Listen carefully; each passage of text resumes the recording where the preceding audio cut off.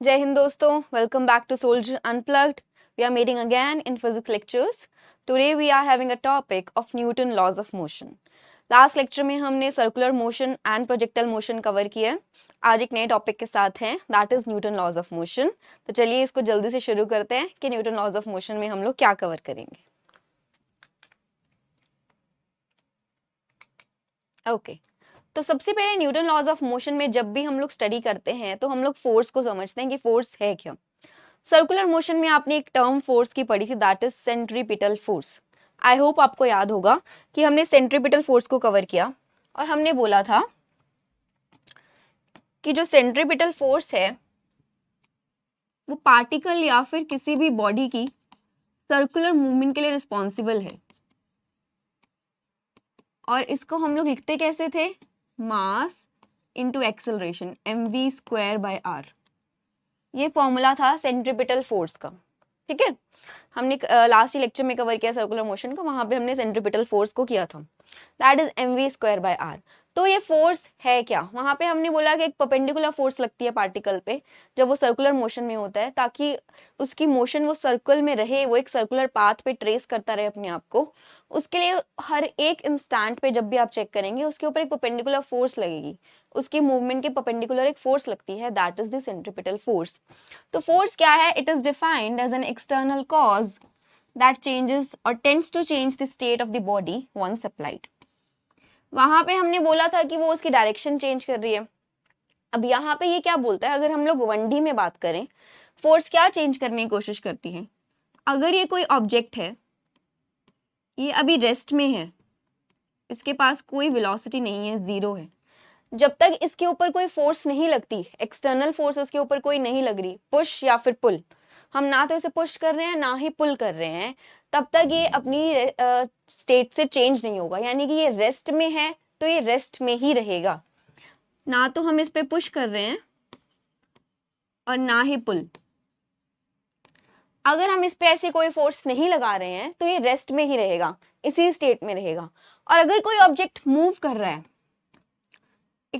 एक constant velocity के साथ, अगर कोई ऑब्जेक्ट मोशन में है तो वो रेस्ट पे नहीं आएगा, उसकी मोशन में कोई चेंज नहीं आएगा अनटिल और अनलेस हम उस पे कोई फोर्स लगाएं. तो ये यही बोल रहा है कि एक्सटर्नल कॉज है दैट चेंजेस और tends to change the state of the body once applied. उसकी स्टेट को चेंज करने की जो पावर रखती है दैट इज द फोर्स. अगर कोई ऑब्जेक्ट रेस्ट पे है, हमने उस पे फोर्स लगाई तो वो मोशन में आ जाए, और अगर मोशन में है तो हमने उस पे फोर्स लगाई तो वो रेस्ट पे आ जाए. ऐसी किसी पावर को बोलते हैं हम लोग फोर्स. ठीक है, if the body is in motion it comes to rest, and if it rests then it will come to motion. ऐसी पावर को हम लोग क्या बोलते हैं? फोर्स.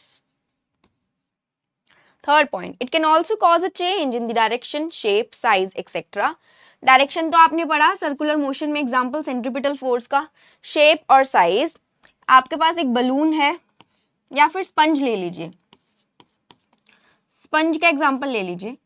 आप स्पंज को प्रेस करते हैं, स्पंज को ऐसे प्रेस करते हैं तो उसकी शेप चेंज हो जाती है, फोर्स छोड़ देते हैं वो दोबारा से अपनी उसी शेप में आ जाता है. शेप चेंज होना, साइज चेंज होना, ये सब फोर्स के थ्रू ही है. पुशिंग और pulling a door with a force is an example of a force. ठीक है, पुश करना डोर को, पुल करना, धक्का मारना या फिर अपनी तरफ खींचना दरवाजे को, ये भी फोर्स का ही एग्जांपल है. फोर्स एक वेक्टर क्वांटिटी है, मीनिंग इसके पास दोनों मैग्नीट्यूड भी है एज वेल एज डायरेक्शन भी है. वेक्टर क्वांटिटी का मीनिंग हमने फर्स्ट लेक्चर में समझ लिया था कि वेक्टर क्वांटिटी कोई भी वो क्वांटिटी जिसके पास डायरेक्शन भी होती है, एक दिशा भी होती है और एक वैल्यू भी है, यानी कि मैग्नीट्यूड भी है, उसी को हम लोग बोलते हैं वेक्टर क्वांटिटी. और फोर्स एक वेक्टर क्वांटिटी है, इसके पास मैग्नीट्यूड भी है एज वेल एज डायरेक्शन भी है. किस डायरेक्शन में फोर्स लग रही है? अगर मैं इस दिशा में फोर्स लगा रही हूँ तो मैं इसको पुश कर रही हूँ, ऐसे पुश कर रही हूँ और इसको मैं मोशन देने का प्रयास कर रही हूँ कि ये मूव करने लग जाए, इसके पास एक पर्टिकुलर वेलोसिटी आ जाए. ठीक है, तो फोर्स को आप हमेशा डायरेक्शन के साथ ही बताएंगे, फोर्स बिना डायरेक्शन के नहीं होती. It is expressed in Newton's और किलोग्राम्स पर स्क्वायर मीटर पर सेकेंड. हमने फोर्स का फॉर्मूला क्या लिखा था? F = ma. एसआई सिस्टम में इसको न्यूटन्स में भी डिनोट करते हैं इसकी यूनिट्स को, या फिर किलोग्राम्स, और एक्सेलरेशन का क्या था, मीटर पर सेकेंड स्क्वायर, ये इसकी यूनिट्स है, ठीक है। Next, inertia. जब आप फोर्स पढ़ रहे हैं तो इनर्शिया पढ़ना बहुत इंपॉर्टेंट है। इनर्शिया क्या है? The property of a body by virtue of which they oppose only change in their present state is called inertia. Inertia एक पावर है बॉडी के पास। अगर कोई रेस्ट पे है ऑब्जेक्ट, आप उसको मोशन में लेके आने की कोशिश कर रहे हैं, तो आपको एक फोर्स लगानी पड़ेगी। ये जो संघर्ष है आपका कि आपने फोर्स लगानी है, उसको रेस्ट से हटाना है, तो जो ये रेस्ट में रहने का उसका प्रयास है, दैट इज इनर्शिया। ये क्या बोलता है? Property of body by virtue of which they oppose only change in their present state. उस टाइम पे जो वो जिस स्टेट में, अगर वो रेस्ट में है तो वो रेस्ट में ही रहना चाहता है। हम जबरदस्ती उसको फोर्स लगा के उसका चेंज कर रहे हैं स्टेट, हम उसको मोशन में लेके आने की कोशिश कर रहे हैं, बट वो चाहता क्या है, उसका उसका नेचर क्या है उस टाइम की, वो रेस्ट में रहे। ऐसी प्रॉपर्टी को क्या बोलते हैं? इनर्शिया। इसका एग्जांपल मैं बताऊंगी अभी आपको। जैसे आप कार में बैठे हैं, अभी कार एक पर्टिकुलर स्पीड के साथ चल रही है, तो आपकी बॉडी भी मोशन में है उसके रिस्पेक्ट में, ठीक है। अचानक से ब्रेक लगी तो आप आगे की तरफ आ जाते हैं, आपको एकदम से ऐसा पुश मिलेगा कि आप आगे की तरफ गिर जाएंगे कार के अंदर। ऐसा क्यों है? आपकी बॉडी कार के रिस्पेक्ट में मोशन में थी, और जब ब्रेक लगी तो वो मोशन में ही रहना चाहती थी। आपकी बॉडी मोशन में ही रहना चाहती है, बट जब ब्रेक लगी यानी कि एक फोर्स लगी, तो वो कुछ टाइम तक मोशन में रहती है, इसलिए आप लोग आगे की तरफ गिरते हैं, ठीक है। आप रेस्ट में नहीं थे, आप मोशन में थे, इसलिए आप आगे की तरफ गिरते हैं। ठीक वैसे ही जैसे कोई कारपेट है, कारपेट को आप झाड़ते हैं ऐसे उस पे से डस्ट हटाने के लिए, तो जब आप झाड़ते हैं तो वो क्या फिनोमिना है कि डस्ट के पार्टिकल्स नीचे गिर जाते हैं, डस्ट उस पे से उतर जाती है। ऐसा क्यों है कि जब हम कारपेट को ऐसे झाड़ रहे हैं तो हम उसको मोशन दे रहे हैं, ठीक है, हम उसको एक मोशन में लेके आ रहे हैं। ऐसे ऐसे जब हम झाड़ते हैं तो उसके अंदर एक मोशन आ रही है। अब डस्ट पार्टिकल उस कारपेट पे रेस्ट पे थे उस टाइम पे, अगर वो रेस्ट पे थे तो वो मोशन में नहीं आना चाहते। इनर्शिया है, इनर्शिया ऑफ रेस्ट, वो रेस्ट पे ही है। तो जब हमने उसको कारपेट को ऐसे झाड़ा तो डस्ट पार्टिकल्स नीचे गिर गए, क्योंकि वो रेस्ट स्टेट में थे उस टाइम, ठीक है। ये कुछ एग्जांपल्स हैं इनर्शिया के। ये ब्रेक वाला एक एग्जांपल हो गया, ठीक है। और ये कारपेट को झाड़ना, मतलब अगर कोई बॉडी अपनी जिस स्टेट में है उसी स्टेट में रहना प्रेफर करती है, तो अगर उसके रिस्पेक्ट में कहीं फोर्स लग रही है तो उसी स्टेट में कंटिन्यू करेगी अपने आप को। जैसे ब्रेक लगी तो आपकी बॉडी कार की स्पीड के रिस्पेक्ट में आप भी मोशन में ही थे, पर जैसे ही ब्रेक लगी तो आप आगे की तरफ इसलिए गिरे क्योंकि आपकी बॉडी मोशन में थी। आपको एकदम से फोर्स लगाई गई कि आपको रुकना है, रेस्ट में आने के, रेस्ट में लेके आ रहे हैं आपको, बट उस टाइम आप मोशन में हैं, ठीक है। और ये कारपेट वाला एग्जांपल भी होगा, डस्ट पार्टिकल्स रेस्ट पे हैं, हमने कारपेट को मोशन में लेके आए, डस्ट पार्टिकल्स का स्टेट चेंज नहीं हुआ है, वो मोशन में नहीं आए, इसलिए वो वहीं पे झड़ के नीचे गिर जाते हैं, तो डस्ट उतर जाती है कारपेट पे से, ठीक है। ये हो गया इनर्शिया का एग्जांपल। अब इनर्शिया में क्या होता है? Mass is a measure of the inertia of the body. जितना ज्यादा मास होगा उतनी ही ज्यादा इनर्शिया होगी उस बॉडी की, यानी कि जितना भारी होगा वो बॉडी उतनी ही ज्यादा इनर्शिया होगी, जितनी भारी उतनी ही ज्यादा इनर्शिया, ठीक है। मास ज्यादा तो इनर्शिया ज्यादा। अब इनर्शिया ज्यादा है, जितना भारी, एक मान लीजिए खाली बॉटल है, उसको फोर्स लगानी है आपने खाली बॉटल को, यहाँ पे खाली बॉटल रखी है, बॉटल तो नहीं लग रही किसी एंगल से, एनीवेज ये खाली ग्लास है, इसको फोर्स लगानी है आपने, ठीक है। इसका वेट कम है एज कंपेयर टू ये भरा हुआ गिलास, इसमें पानी भरा हुआ ऊपर तक। ये जो F2 है ये F1 से ज्यादा होगी, क्योंकि इसका मास इस टाइम ज्यादा है, इसका मास इस टाइम ज्यादा है एज कंपेयर टू दिस। तो जितना ज्यादा मास उतना ज्यादा इनर्शिया। इसका जो स्टेट है रेस्ट का वो भी ज्यादा हो गया, इसका इनर्शिया भी ज्यादा होगा क्योंकि इसका मास ज्यादा होगा। तो इसको यहां से आगे लेके जाने के लिए, इसको मूव करने के लिए हमें फोर्स ज्यादा चाहिए, ठीक है। Next, Newton's laws of motion. अब पढ़ते हैं कि फर्स्ट, सेकंड और third law of motion Newton का क्या है। फर्स्ट लॉ ऑफ मोशन के बारे में पढ़ेंगे। फर्स्ट लॉ ऑफ मोशन क्या स्टेट करता है, आपको क्या बताता है? Newton first law of motion states that an object at rest will remain at rest, और ऑब्जेक्ट जो मोशन में है वो मोशन में ही रहेगा कांस्टेंट वेलोसिटी के साथ unless acted upon bye an external force. अभी हमने पढ़ा कि जब तक फोर्स नहीं लग रही है ऑब्जेक्ट पे, वो जिस स्टेट में है उसी स्टेट में रहेगा। Newton first of law of motion कहता है कि अगर ये ऑब्जेक्ट रेस्ट पे है तो ये रेस्ट पे ही रहने वाला है अनटिल और अनलेस इस पे कोई फोर्स लग जाए। इस पे कोई एक्सटर्नल फोर्स लगे उस तक, जब तक इस पे एक्सटर्नल फोर्स नहीं लग रही है ये अपना स्टेट चेंज नहीं करेगा। अगर मोशन में है,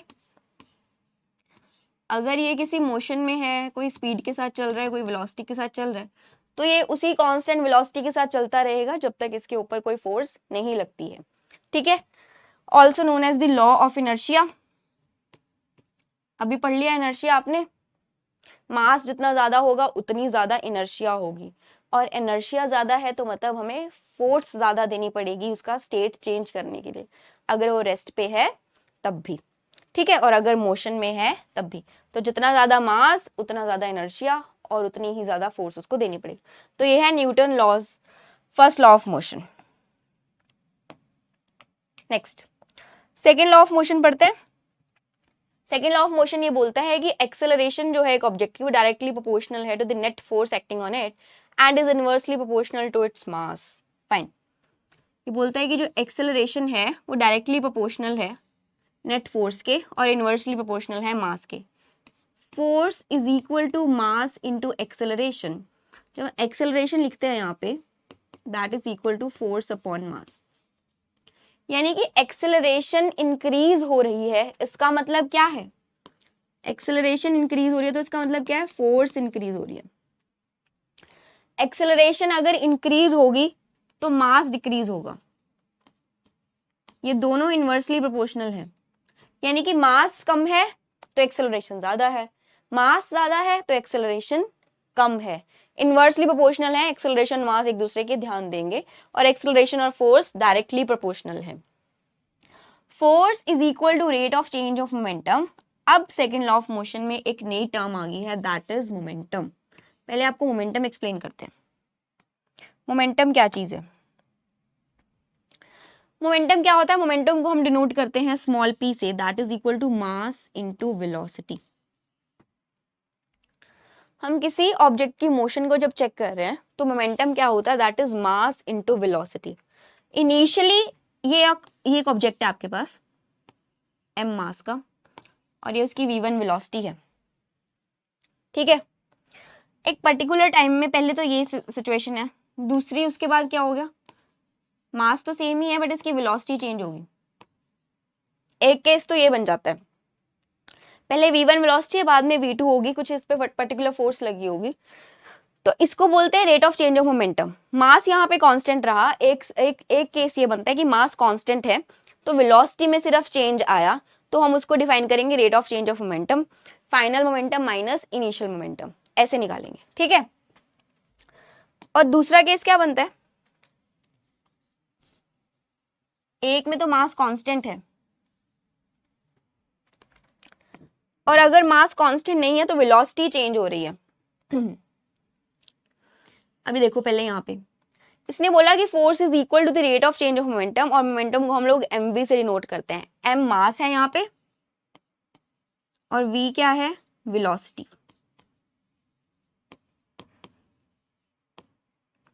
फोर्स को बोलता है कि जो रेट ऑफ चेंज मोमेंटम होगा, रेट हमेशा टाइम के साथ आता है, एक पर्टिकुलर टाइम में उसके मोमेंटम में क्या चेंज आया।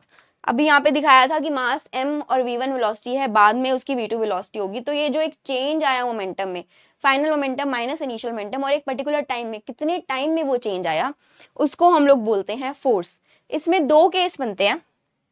अगर मास कांस्टेंट है तो हमारे पास फोर्स के लिए एक फॉर्मूला आता है जो हम बहुत पहले भी पढ़ा और अभी भी पढ़ा। अगर मास कांस्टेंट है, मास में कोई चेंज नहीं आ रहा, तो हम फोर्स को बोलते हैं force is equal to ma। अगर मास में कोई चेंज नहीं है, ऑब्जेक्ट का मास सेम रहता है, सिर्फ वेलोसिटी चेंज होती है, तो हम बोलते हैं कि force is equal to ma। अगर वेलोसिटी कांस्टेंट है, वेलोसिटी कांस्टेंट है यानी कि मास में चेंज आएगा, एक चीज में तो चेंज आना चाहिए ना। Momentum is equal to m into v. अब इसका रेट ऑफ चेंज कैसे निकालेंगे? अगर चेंज आएगा, किसी एक चीज में चेंज आना चाहिए। अब अगर v कांस्टेंट है तो हम फोर्स लिखते हैं, अगर v कांस्टेंट है तो फोर्स कैसे लिखते हैं?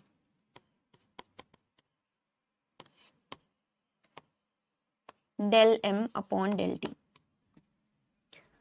मास के अंदर जो चेंज हुआ, rate of change of mass, एक पर्टिकुलर टाइम में जो मास के अंदर चेंज हुआ, that multiply by v is equal to force. अगर v कांस्टेंट रहती है और अगर m कांस्टेंट रहता है तो हम फोर्स को डिनोट करते हैं force is equal to mass into acceleration. ये है आपका सेकंड लॉ ऑफ मोशन। उसमें उसने यही बोला कि जो एक्सेलरेशन है that is directly proportional to force and inversely proportional to mass. और यहीं से एक चीज और निकल के आती है कि ये जो हम पढ़ते हैं formula F is equal to m a, उसकी जड़ क्या है, उसकी रूट क्या है, कि हम लोग एक मोमेंटम का कॉन्सेप्ट पढ़ते हैं, momentum is equal to mass into velocity. और इस मास इनटू वेलोसिटी के आगे दो फैक्टर्स निकलते हैं। हमने बोला कि force is equal to rate of change of momentum. Force है क्या एक्चुअल में, ये एम ए तो यहाँ से निकल के आया है, पहले एक्चुअल में फोर्स है क्या, rate of change of momentum. एक ऑब्जेक्ट के मोमेंटम में क्या चेंज आया एक पर्टिकुलर टाइम में। अब वो चेंज दो तरीके से आ सकता है, या तो उसका मास कांस्टेंट रहे, उसकी वेलोसिटी में चेंज आए। यहाँ पे जो एक्सेलरेशन का फैक्टर आया है वो कैसे आया है कि वेलोसिटी में चेंज आया ना। अभी आपने मोशन 1D तो पढ़ लिया, अब तो ये याद हो गया होगा आपको कि अगर वेलोसिटी चेंज हो रही है तभी तो एक्सेलरेशन आएगी।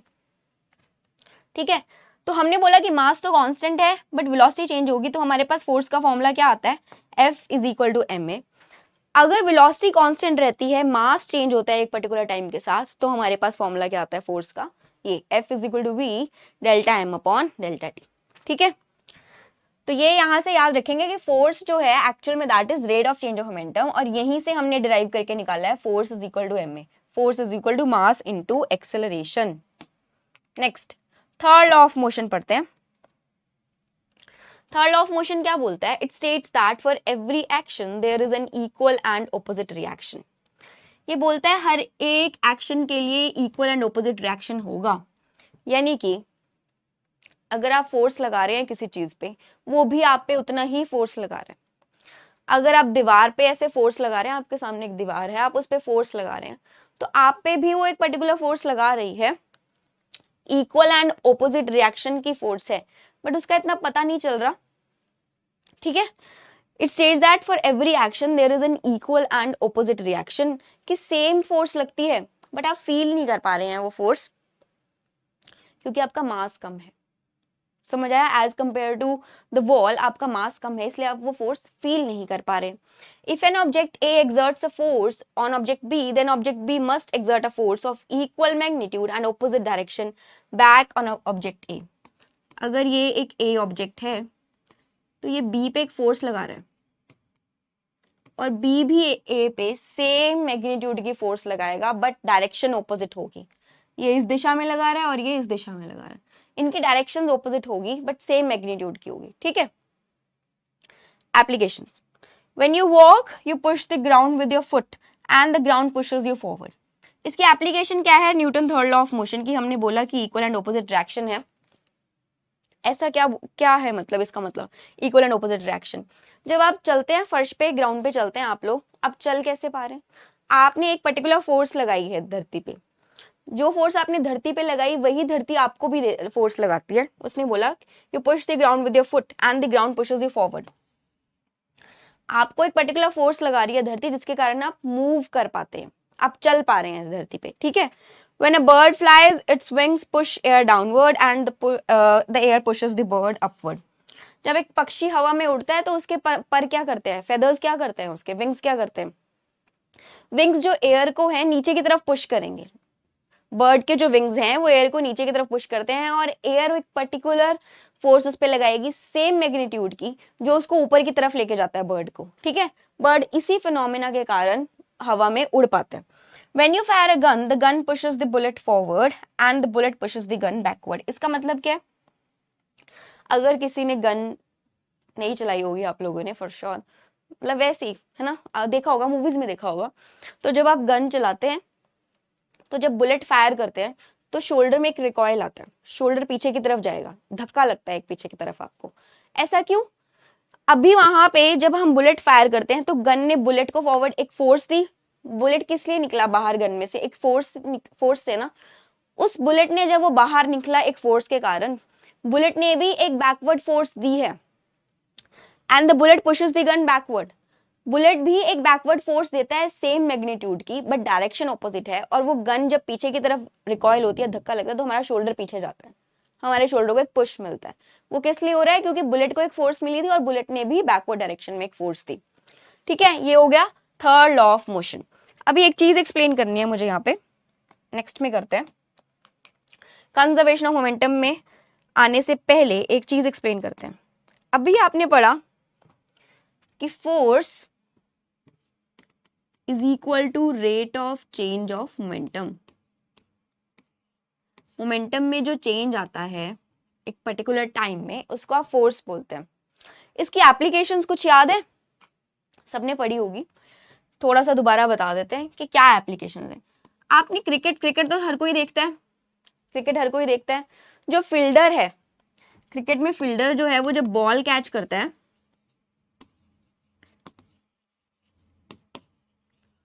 जब फील्डर बॉल कैच करता है, तो कभी ध्यान दिया है कि वो अपने हाथ को ऐसे पीछे की तरफ लेके जाता है बॉल को कैच करते हुए। कैच वो ऐसे भी एक जगह पे रख के भी कर सकता है, हाथ को यहीं पे रखा और बॉल को कैच कर लिया, बट नहीं, वो क्या करता है, वो अपने हाथ को पीछे की तरफ लेके जाता है। ऐसा क्यों करता है वो? ताकि उसको टाइम ज्यादा मिल जाए। ध्यान देंगे फॉर्मूला में, टाइम फोर्स के इनवर्सली प्रोपोर्शनल है यहाँ पे। जब टाइम ज्यादा हो जाएगा तो फोर्स अपने आप कम नहीं हो जाएगी?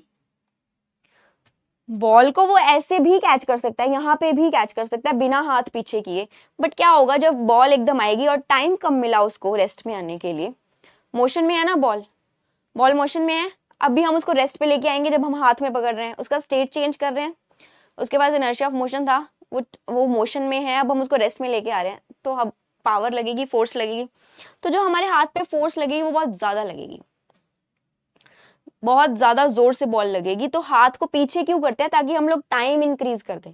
जब हम लोग टाइम इंक्रीज कर देंगे तो फोर्स अपने आप कम हो जाएगी। ये rate of change of momentum का एग्जांपल है कि जब वो फील्डर कैच करता है बॉल को, तो वो हाथ पीछे ले जाता है, वो सिर्फ इसलिए लेके जाता है ताकि टाइम इंक्रीज हो जाए। जब टाइम इंक्रीज हो जाएगा तो हाथ पे फोर्स कम लगेगी, बॉल को थोड़ा टाइम मिल जाता है रेस्ट में आने के लिए। टाइम इंक्रीज हो गया तो फोर्स कम हो जाएगी। ठीक है, इनर्शिया वाला कॉन्सेप्ट भी आ गया यहाँ पे, और rate of change of momentum वाला कॉन्सेप्ट भी आ गया। ठीक है, ये एप्लीकेशन है इसका। Now let's talk about conservation of momentum. Conservation of momentum क्या बताती है कि इनिशियल मोमेंटम जो है वो फाइनल मोमेंटम के बराबर है। क्या बोलती है? Initial momentum is equal to final momentum. Initial जो भी मोमेंटम रहेगी ऑब्जेक्ट की, बॉडी की, वो फाइनली भी वही रहेगी। अब एग्जांपल लेते हैं, देखिए हमारे पास ये बॉल है, एक m1 मास है इसका, एंड u1 वेलोसिटी है इसकी इनिशियली। ठीक है, अब ये इधर को मूव कर रही है। एक और है m2, और इसकी वेलोसिटी कितनी है इनिशियली? u2। ठीक है, अब फाइनल क्या होता है, ये जो m1 है, ये दोनों मूव कर रहे थे अपनी अपनी वेलोसिटी के साथ, एक सेम डायरेक्शन में मूव कर रहे हैं। अब क्या हुआ, थोड़े टाइम के बाद ना ये जो m1 वाला है ये m2 पे जाके टकरा जाता है। m1 वाला m2 पे जाके टकरा जाता है। जब टकराया तो यहाँ पे फोर्स का कॉन्सेप्ट आएगा। देखो ये इस पे टकराया तो इसने एक फोर्स लगाई इस पे, इसने m1 वाले ने m2 वाले पे एक फोर्स लगाई। m2 पे क्या फोर्स लगेगी? Force on 2 due to 1। और m1 पे क्या फोर्स लगेगी ऑपोजिट डायरेक्शन में? Force on 1 due to 2। जब ये यहाँ पे टकराया, इसने इस पे एक पर्टिकुलर फोर्स लगाई और इसने भी इस पे एक फोर्स लगा दी सेम मैग्नीट्यूड की। ठीक है, अब ये m2 इस दिशा में जा रहा था ऑलरेडी, इस पे ये फोर्स लगी, m1 ने इस पे एक सेम उसकी मोशन की डायरेक्शन में फोर्स लगाई है। ध्यान देंगे m2 की मोशन इधर की तरफ थी और इधर ही इस पे एक फोर्स लगी, इधर ही ये मूव कर रहा था u2 वेलोसिटी से और इधर ही इस पे एक फोर्स लगी। तो अब जो इसकी फाइनल वेलोसिटी है दैट इज v2। ठीक है, और m1 के साथ क्या हुआ, उसकी मोशन तो इस डायरेक्शन में थी ना, मोशन इस डायरेक्शन में थी, बट m2 ने फोर्स किधर लगाई है? इधर, इक्वल मैग्नीट्यूड की बट ऑपोजिट डायरेक्शन में फोर्स लगी है। m2 ने फोर्स लगाई m1 पे, इधर मोशन उसकी उधर थी, u1 स्पीड से, u1 वेलोसिटी से वो उधर की तरफ मूव कर रहा था, बट फोर्स लगी इधर। तो अब इसकी स्पीड पहले से कुछ कम हो जाएगी, ऑपोजिट डायरेक्शन में फोर्स लग गई है, वो इधर की तरफ मूव कर रहा था, अब फोर्स लगी इधर, तो उसकी स्पीड पहले से कुछ कम हो जाएगी, यानी कि उसकी v1 कम हो जाएगी as compare to v2। v2 ज्यादा हो गया और v1 कम हो गया, ठीक है। v2 ये जो u2 स्पीड से इनिशियल वेलोसिटी जो थी m2 की, अब फोर्स लगने के कारण वो और इंक्रीज हो गई है, सेम डायरेक्शन में फोर्स लगी, वो v2 ज्यादा हो गया। बट m1 के साथ क्या हुआ बेचारे के साथ, उसके साथ क्या हुआ, उसके पास ऑपोजिट डायरेक्शन में फोर्स लगी, वो अच्छा भला सेम डायरेक्शन में चल रहा था, उसके ऊपर उसने उसके साथ छेड़खानी की, उसने कहा m2 को एक पुश दे दिया कि मैं इसको गिरा देता हूँ, वो गिरा तो नहीं, उल्टा उसकी स्पीड और इंक्रीज होगी, क्यों, सेम डायरेक्शन में फोर्स लगी है। बट m2 ने क्या किया, जो उसको फोर्स दी ना सेम मैग्नीट्यूड की ऑपोजिट डायरेक्शन में, उसके कारण m1 की जो v1 वेलोसिटी है वो कम हो गई, क्योंकि ऑपोजिट डायरेक्शन में फोर्स लग गया, ठीक है। अब ये क्या डिफाइन करता है, कंजर्वेशन ऑफ मोमेंटम। इनिशियली जो मोमेंटम रहेगा फाइनली भी वही रहेगा। यहाँ पे मास कहीं पे चेंज नहीं हुआ है, मास m1 था, m1 ही रहा, m2 था, m2 ही रहा, बट यहाँ पे u1 था तो ये v1 हो गया, और ये u2 था तो ये v2, यहाँ पे चेंज हो गई है वेलोसिटी। ये u defines the initial velocities and v defines the final velocity. Velocity में चेंज आया है, मास में कोई चेंज नहीं आया, ध्यान देंगे। यहाँ पे मास में कोई चेंज नहीं आया, इनिशियल वेलोसिटीज और फाइनल वेलोसिटीज में चेंज आया है, क्योंकि एक फोर्स लगी आपस में जो कि इक्वल एंड ऑपोजिट डायरेक्शन में लगी, जिसके कारण m1 और m2 की फाइनल वेलोसिटीज चेंज हो गई, ठीक है। This defines the conservation of momentum. जो इनिशियल मोमेंटम रहेगी फाइनली भी वही रहेगी। नेक्स्ट, इंपल्स क्या होता है? The change of momentum of an object when the object is acted upon by a force for an interval of time। ये बोलता है कि जो मोमेंटम के अंदर चेंज आएगा जब ऑब्जेक्ट पे एक फोर्स लगती है एक पर्टिकुलर इंटरवल ऑफ टाइम के लिए। अभी आपने ये फॉर्मूला पढ़ लिया, इसको रट्टा लगा लेंगे, rate of change of momentum is equal to force. और इम्पल्स बताता है कि जो मोमेंटम में चेंज आएगा जब ऑब्जेक्ट पे फोर्स लगती है एक पर्टिकुलर इंटरवल ऑफ टाइम के लिए, यानी कि force multiply by time. This defines the impulse. Force कितने टाइम इंटरवल के लिए, कितने टाइम के लिए फोर्स लग रही है जिसके कारण मोमेंटम में चेंज आ गया, that defines the impulse. Force multiply by time is equal to change in momentum and that is impulse. समझ आ गया? Force multiply by time is equal to impulse. इसकी एसआई यूनिट्स होती हैं न्यूटन, न्यूटन सेकेंड और kilogram metres per second. Force की पता लगी ना, kilogram metres per second square, और फिर टाइम से मल्टीप्लाई कर दो तो एक एस से एक एस कट जाता है, तो किलोग्राम मीटर्स पर सेकेंड ये इसकी यूनिट्स हैं, ठीक है। इंपल्स क्या हो गया? Change of momentum of an object when the object is acted upon by force for an interval of time. एक पर्टिकुलर इंटरवल ऑफ टाइम के लिए जो फोर्स लग रही है ऑब्जेक्ट पे उसको बोलते हैं इंपल्स, और जो कि एक्चुअल में क्या होती है, rate of change of momentum. Momentum में क्या चेंज आता है? मोमेंटम में क्या चेंज आता है? That is F multiply by T. ये है इंपल्स। Next, friction. फ्रिक्शन क्या चीज है? फोर्स पढ़ रहे हैं तो फ्रिक्शन तो फॉर श्योर पढ़ना ही है। Friction is the force exerted by two surfaces sliding across one another. Friction एक फोर्स होती है जो दो सरफेस एक्सर्ट करते हैं जब एक दूसरे के ऊपर स्लाइड करते हैं। When you try to push a book across the floor, for example, friction makes it harder। जब आप टेबल पे एक बुक रखी है और उसको एक पर्टिकुलर डायरेक्शन में फोर्स दे रहे हैं तो उसके लिए अब उस टाइम पे वहां पे हमें एक रगड़न फील होती है। जब हम बुक को ऐसे पुश कर रहे हैं टेबल पे तो एक रगड़ जो फील होती है दैट इज फ्रिक्शन। एक रेजिस्टेंस जो फील होती है that is friction. Friction always acts in the opposite direction from where the thing is going और अटेम्प्टिंग टू मूव। हमने जिस दिशा में फोर्स लगाई हम लोग इसको इस तरफ मूव करवाना चाहते हैं तो फ्रिक्शन हमेशा इस तरफ लगेगी। फ्रिक्शन हमेशा ऑपोजिट डायरेक्शन में लगेगी उसके मूवमेंट के। हम चाहते हैं कि ये ब्लॉक जो है यहाँ से उधर की तरफ मूव हो जाए, हमने इस पे एक पुश वाली फोर्स दी, फ्रिक्शन उसके हमेशा ऑपोजिट डायरेक्शन में लगेगी जो कि रेजिस्टेंस देती है एक, ताकि वो मूव ना कर पाए। इस रेजिस्टेंस को ही क्या बोलते हैं? फ्रिक्शन, ठीक है। स्टैटिक फ्रिक्शन क्या होती है बच्चों? अब फ्रिक्शन के कुछ टाइप्स हैं। पहला पढ़ेंगे स्टैटिक फ्रिक्शन। ये वो फ्रिक्शन है जो दो सर्फेसेस के बीच में है ना, fix system. It opposes the relative motion between the two solid objects. ध्यान देंगे, आपके घर में एक सोफा रखा है, सोफा अभी टीवी वाले रूम में है, आपको बेडरूम में लेके जाना है। ठीक है, वो सोफा बहुत सालों से वहीं पे रखा है, आपने उस सोफे को मूव करना है। अब मूव करने के लिए जितनी ताकत आपको लग रही है, उस ताकत के ही इक्वली एक स्टैटिक फ्रिक्शन लग रही है वहां पे। आप जितनी भी फोर्स लगा रहे हैं उस ऑब्जेक्ट को मूव करने के लिए, आपकी उस ताकत को अपोज कर रही है एक friction, that is static friction. वो जो स्थिर आपका ये जो ऑब्जेक्ट सोफा एक जगह पे रखा हुआ है, इस टाइम पे जो फ्रिक्शन है इसके पास, जो इसको हिलने नहीं दे रही इस जगह से, इस सोफे को उस जगह से हिलने नहीं दे रही है जो फ्रिक्शन, उसको बोलते हैं स्टैटिक फ्रिक्शन। अब ये स्टैटिक फ्रिक्शन क्यों आ रही है, ध्यान से सुनेंगे। सोफे का जो बेस है और जो आपका फ्लोर है कमरे का, घर का फर्श है, छोटे छोटे ना रफ सर्फेसेस हैं दोनों के बीच में, और जहां पे इंटरलॉकिंग होगी, एक जोड़ बन गया, एक लॉक बन गया है।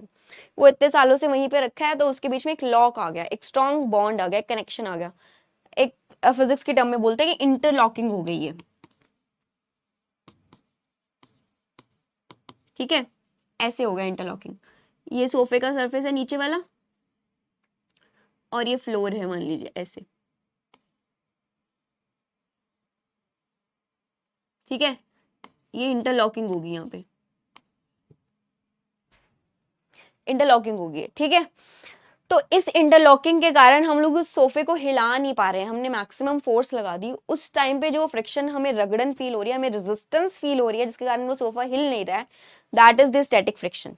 वो मूव नहीं हो पा रहा है, वहां पे जो उसकी लिमिट है पूरी, that is the static friction. For example, आपने यहाँ पे 100 न्यूटन की फोर्स लगा दी, 100 न्यूटन की फोर्स लगा दी, आपके पास 100 न्यूटन की ताकत ही है, इतनी आपने फोर्स लगा दी, तब भी वो सोफा मूव नहीं हुआ। क्यों नहीं मूव हुआ, क्योंकि उस टाइम स्टैटिक फ्रिक्शन भी उसने 100 न्यूटन की ही प्रोवाइड कर दी आपको।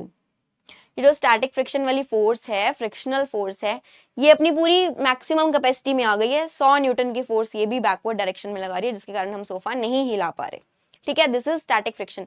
जब वो रेस्ट पे है चीज, तब जो फ्रिक्शन लग रही है, that is the static friction. Limiting friction क्या होता है, maximum amount of friction between two surfaces when one is about to move across the other.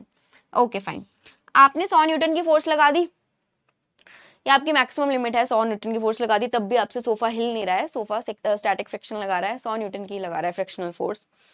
अब अगर आपने मान लीजिए 101 न्यूटन की फोर्स लगा दी, 1 या फिर 2 न्यूटन ज्यादा लगा दिया, जैसे ही सोफा हल्का सा मूव होने लगेगा, वहां पे जो फ्रिक्शन लगती है उसको हम लोग बोलते हैं लिमिटिंग फ्रिक्शन। क्या बोल रहा है ये डेफिनेशन में, maximum amount of friction between two surface when one is about to move. जैसे ही मूवमेंट होने वाली होगी सोफे की, उस टाइम पे जो फ्रिक्शन आ जाती है, हम उसको बोलते हैं लिमिटिंग फ्रिक्शन, ठीक है, ध्यान देंगे।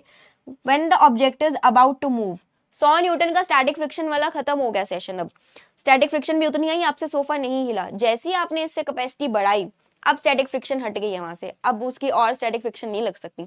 अब जो फ्रिक्शन लगेगी, जैसे ही सोफा हिलने वाला है, जैसे ही सोफा मूव करेगा ना अपनी जगह से, बस वो अबाउट टू मूव, मतलब उसका अब वो हिलने ही वाला है उस जगह से, ठीक है, तो उस टाइम पे जो फ्रिक्शन लगेगी, that is limiting friction. Kinetic friction क्या होती है, kinetic friction refers to the force that acts on an object in motion. अब ये स्टैटिक की बात पढ़ ली आपने कि सोफा एक जगह पे काफी सालों से रखा है, इंटरलॉकिंग बहुत स्ट्रांग है, स्टैटिक फ्रिक्शनल फोर्स भी बहुत ज्यादा है। काइनेटिक फ्रिक्शन में क्या होता है, बॉडी ऑलरेडी मूव कर रही है, मूवमेंट में है, कोई भी ऑब्जेक्ट है वो ऑलरेडी मोशन में है, उसके पास पर्टिकुलर स्पीड या फिर वेलोसिटी है, इस टाइम पे जो फ्रिक्शन लग रही है continuously, that is the kinetic friction, refers to the force that acts on an object in motion opposing its movement. हर एक इंस्टेंट पे इसके मूवमेंट को अपोज कर रही है, that is the kinetic friction. But ये मूवमेंट में है, ये मोशन में है, इस टाइम पे जो फ्रिक्शन आएगी, that is kinetic friction. Kinetic friction आगे दो टाइप की होती है, sliding and the rolling one. Sliding friction की जो वैल्यू होती है वो रोलिंग फ्रिक्शन से ज्यादा है। क्यों, स्लाइडिंग फ्रिक्शन में जब दो ऑब्जेक्ट्स हैं, वो स्लाइडिंग फ्रिक्शन में दो ऑब्जेक्ट्स एक दूसरे के साथ ऐसे कांटेक्ट में आते हैं, स्लाइडिंग फ्रिक्शन में दो ऑब्जेक्ट एक दूसरे के साथ कांटेक्ट में आते हैं, तो इंटरलॉकिंग काफी स्ट्रांग होती है। जब रोलिंग की आप बात करेंगे, मान लीजिए ये सरफेस है, रोलिंग में एक ही पॉइंट आ रहा है यहाँ पे कांटेक्ट में, इंटरलॉकिंग स्ट्रांग नहीं हो पाती। जैसे ही ये मूव करेगा तो इसका फिर ये वाला पॉइंट आएगा कांटेक्ट में, फिर ये वाला पॉइंट आएगा, फिर ये वाला कॉन्टेक्ट, तो मतलब पूरा सरफेस एक टाइम पे कांटेक्ट में नहीं आ पा रहा, इंटरलॉकिंग स्ट्रांग नहीं हो पा रही।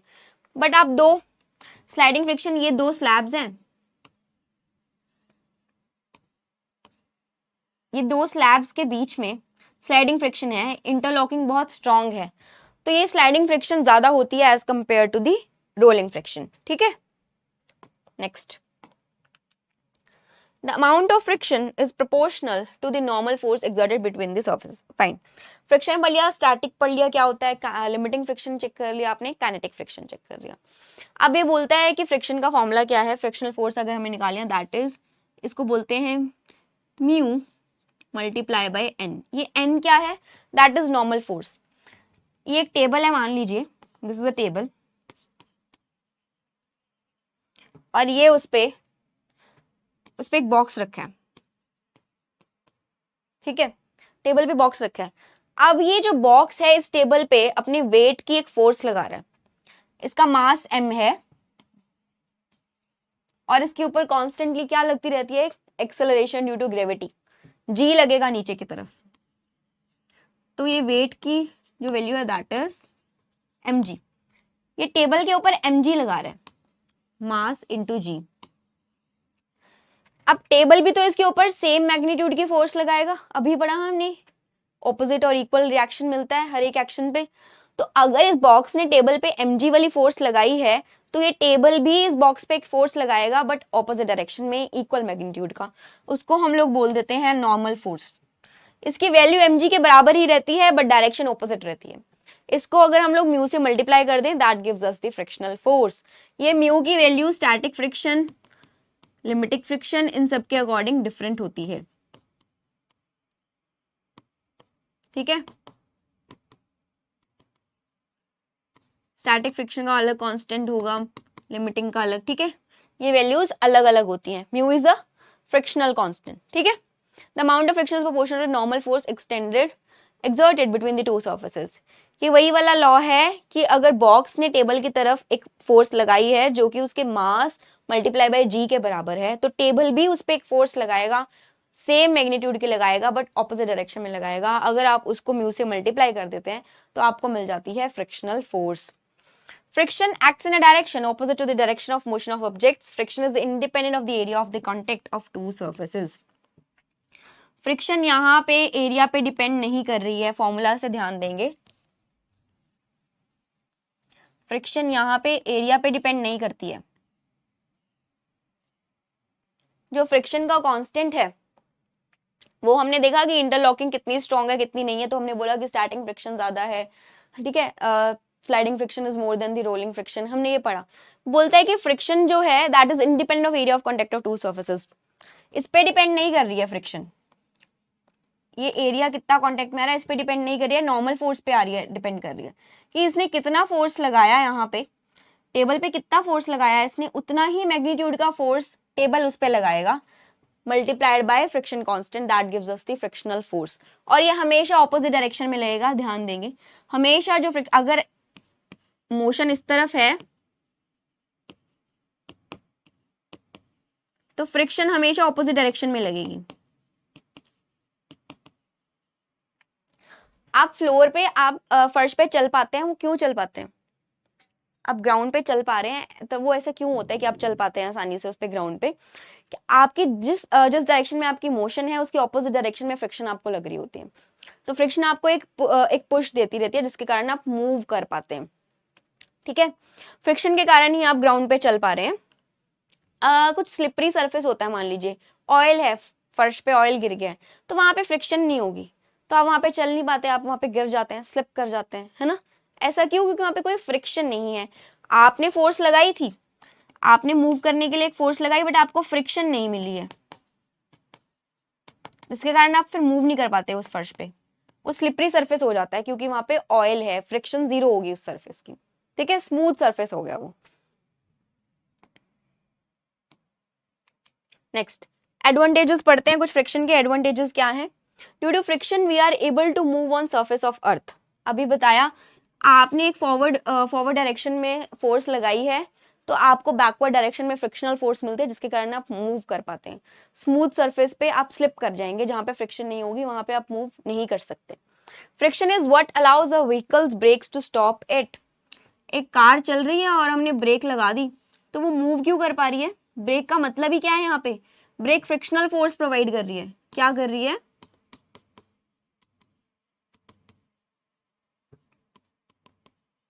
कार की मूवमेंट अगर इस डायरेक्शन में है तो हमने ब्रेक लगाई तो कार वहीं पे रुक जाती है। क्यों रुकी कार वहीं पे? क्योंकि उसको एक ऑपोजिट डायरेक्शन में इक्वल मैग्नीट्यूड की फोर्स मिल जाती है। ठीक है, ऑपोजिट डायरेक्शन में फोर्स मिली, फ्रिक्शनल फोर्स, जिसके कारण वो गाड़ी रुक जाती है। Rubbing our hands together creates heat due to friction. हम लोग सर्दियों में अपने हाथ ऐसे रब करते हैं, वो वहां पे यहाँ पे गर्माहट कैसे पैदा हो जाती है? हाथों में गर्म हो जाते हैं हाथ हमारे, जब हमें ठंड लगती है हम लोग ऐसे रब करते हैं। ये फ्रिक्शन के कारण ही है। इनके बीच में एक रगड़न है, यहाँ पे इंटरलॉकिंग है, छोटे छोटे गड्ढे हैं हाथ में, रफ सरफेस है, और जब हम लोग ऐसे स्लाइड करते हैं हाथों को एक दूसरे के ऊपर तो यहाँ पे एक हीट एनर्जी प्रोड्यूस होती है, that is due to friction.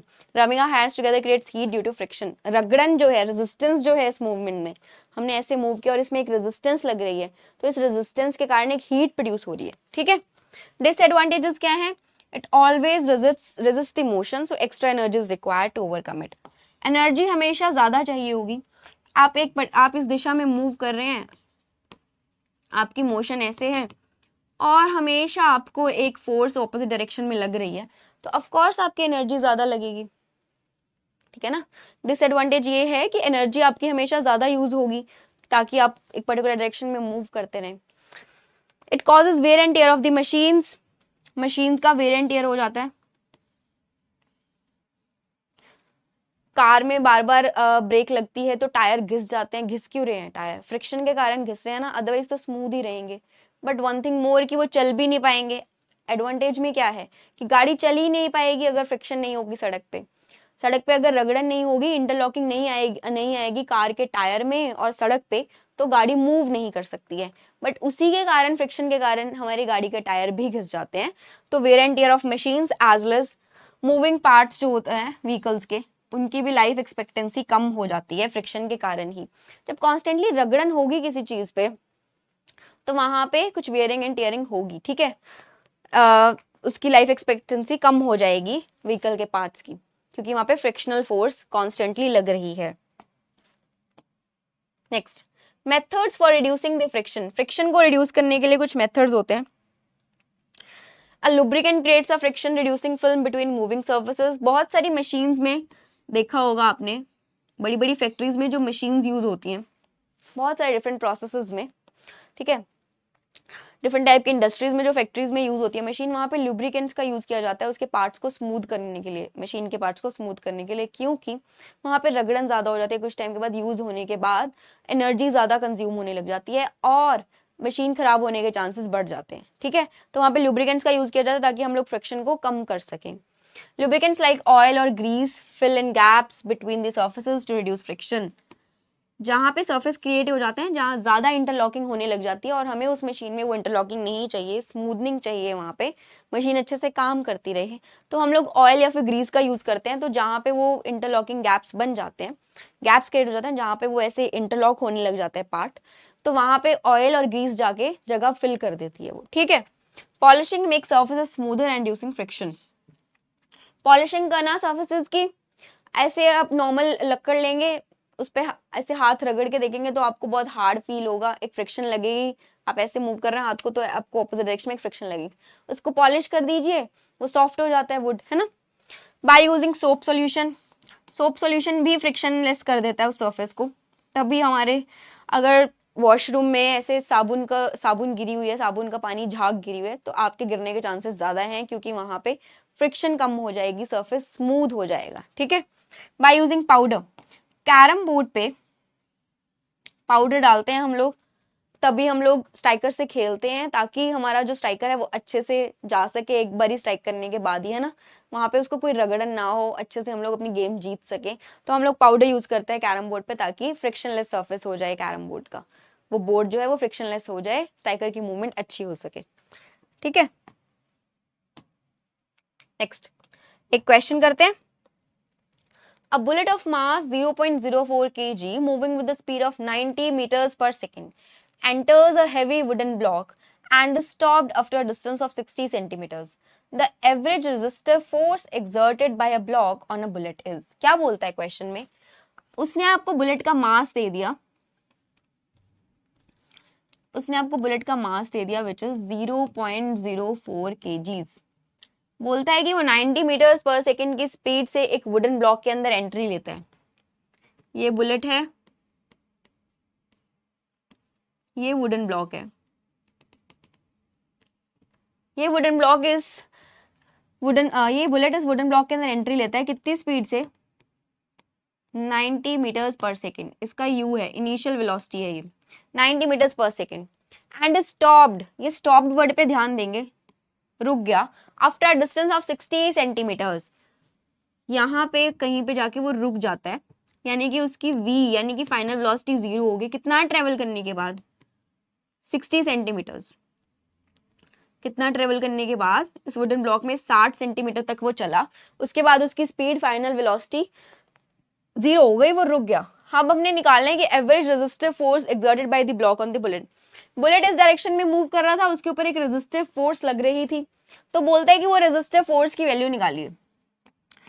उस रेजिस्टिव फोर्स की वैल्यू निकालिए जिसके कारण उसकी फाइनल वेलोसिटी 0 हो गई. अब यहाँ पे ध्यान से देख रहे हैं कि इनिशियली उसके पास एक वेलोसिटी थी, अब उसकी 0 हो गई, यानी कि उसके ऊपर एक रेजिस्टिव फोर्स लगी है. उस पर एक बैकवर्ड डायरेक्शन में, उसकी ऑपोजिट डायरेक्शन में, मोशन की ऑपोजिट डायरेक्शन में एक फोर्स लगी है. वो फोर्स की वैल्यू निकालनी है. कैसे निकालेंगे? फोर्स के लिए पहले यहाँ पे फॉर्मूला लिखेंगे. फोर्स का फॉर्मूला क्या होता है? F is equal to ma. ठीक है, हमें क्या क्या चाहिए फोर्स निकालने के लिए? 2 चीज चाहिए, मास और एक्सेलरेशन. अब मास तो दिया हुआ है, हमने यहाँ पे लिख लिया 0.04 kg, बट एक्सेलरेशन नहीं है. अब एक्सेलरेशन निकालने के लिए क्या करेंगे? हमारे पास इनिशियल वेलोसिटी है, फाइनल 0 है और s है. तो क्या फॉर्मूला लग सकता है? v square minus u square is equal to 2as. ये लगा सकते हैं आराम से, हमारे पास एक्सेलरेशन आ जाएगी. तो फाइनली क्या है? 0 इनिशियल 90 का square is equal to 2a निकालना है हमने, और s 60 सेंटीमीटर्स है, इसको मीटर्स में कन्वर्ट करेंगे, 0.6 मीटर्स. ठीक है, क्या आया हमारे पास? 90 मल्टीप्लाई बाय 90 डिवाइडेड बाय 2, और ये है 0.6, यानी कि 90 मल्टीप्लाई बाय 90 1.2. ये हमारी एक्सेलरेशन है. इसको इस फॉर्मूला में डालेंगे. Force is equal to mass क्या है? 0.04 kgs, और एक्सेलरेशन क्या है? 90 मल्टीप्लाई बाय 90 अपॉन 1.2. ठीक है, ये इसकी रिप्लेस करेंगे डेसिमल.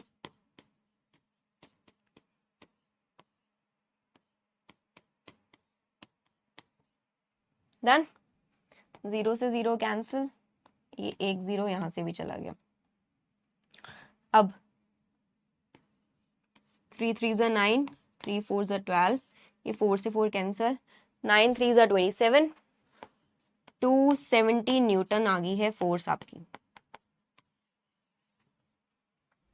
270 न्यूटन्स. D option. क्या किया हमने? फाइनल वेलोसिटी 0 दी थी, इनिशियल थी हमारे पास, और हमारे पास डिस्टेंस भी था कि उसने 60 सेंटीमीटर्स वुडन ब्लॉक के अंदर ट्रेवल किया. तो हमने एक्सेलरेशन चाहिए, हमें मास तो हमें दिया हुआ है, तो हमने एक्सेलरेशन निकालने के लिए v square minus u square is equal to 2s लगाया, और हमने एक्सेलरेशन निकाल ली. यही सेम एक्सेलरेशन हमने इस फॉर्मूला में रख दी, और जिससे हमारे पास फोर्स आ गया, दैट इज 270 न्यूटन की रेजिस्टिव फोर्स लगी है बुलेट के ऊपर, जिसके कारण उसकी फाइनल वेलोसिटी 0 हो जाती है. ठीक है, next. A constant retarding force of 50 newtons is applied to a body of mass 20 kg, moving initially with a speed of 15 meters per second. How long does the body take to stop? कहता है उसने पहले ही statement, देखो ध्यान से पढ़ना है, retarding force लग रही है 50 न्यूटन की, मतलब उसकी मोशन की ऑपोजिट डायरेक्शन में फोर्स लग रही है. रिटार्डिंग उसने बोल दिया, तो already retarding force, retarding acceleration आपने पढ़ा था, याद आ रहा है? रिटार्डिंग एक्सेलरेशन को हम लोग क्या बोलते थे? नेगेटिव एक्सेलरेशन, माइनस का साइन लेते थे. तो बोलता है कि रिटार्डिंग फोर्स लग रही है बॉडी पे जिसका मास है 20 किलो का, 20 kg, और वो इनिशियली उसकी स्पीड क्या थी? 15 मीटर पर सेकंड की. कितना टाइम लगेगा उसे स्टॉप होने में। तो यानी कि आपको स्टेटमेंट से पता लग गया कि उसकी v यानी कि फाइनल वेलोसिटी है 0, इनिशियल क्या है 15 मीटर पर second, 15 metres per second. Force retarding force है तो माइनस का साइन लगाएंगे और 15 न्यूटन वैल्यू लिखेंगे। Retarding force, retarding acceleration, minus का साइन लगेगा। देन मास भी दे दिया आपको 20 kgs। आपको क्या पूछ रहा है वो कि अगर इसकी फाइनल वेलोसिटी 0 हो जाएगी तो उसके लिए टाइम कितना लगेगा, इसको कितने टाइम में इसकी फाइनल वेलोसिटी 0 हो रही है इस रिटार्डिंग फोर्स के कारण, हमने ये निकालना है। अब देखो ध्यान से, फोर्स क्या होता है, मास इनटू एक्सेलरेशन। हमारे पास मास भी है, फोर्स भी है, क्या हम यहां से एक्सेलरेशन निकाल सकते हैं? फॉर श्योर निकाल सकते हैं। -50 is equal to mass is 20 kgs multiply by A क्या आएगा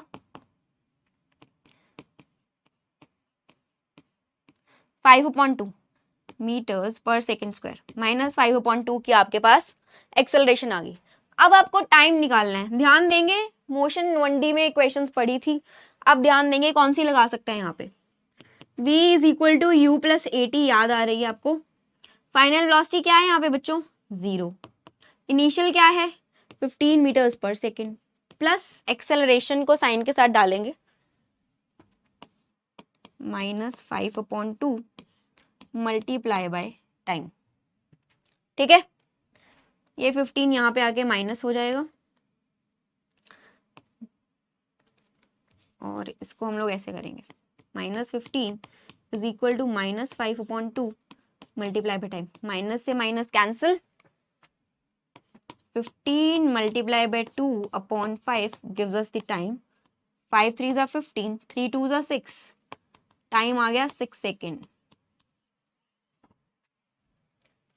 बी ऑप्शन, टाइम आ गया 6 सेकेंड। उसने रिटार्डिंग फोर्स बोला था, रिटार्डिंग फोर्स से मतलब ही ये है कि उसके मोशन में ऑपोजिट एक फोर्स लग रही है जिसके कारण वो स्टॉप हो जाएगा फाइनली।